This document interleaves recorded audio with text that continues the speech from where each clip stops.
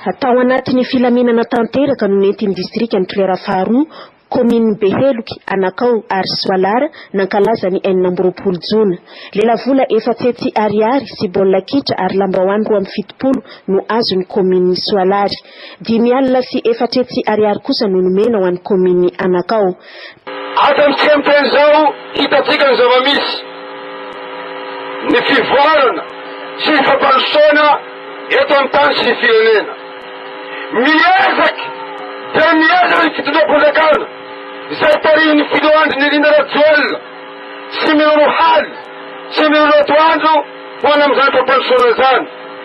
Ny tsikany vitana ny vahoaka ny Beheloky izay tsy nivolazako ny prentanana teo.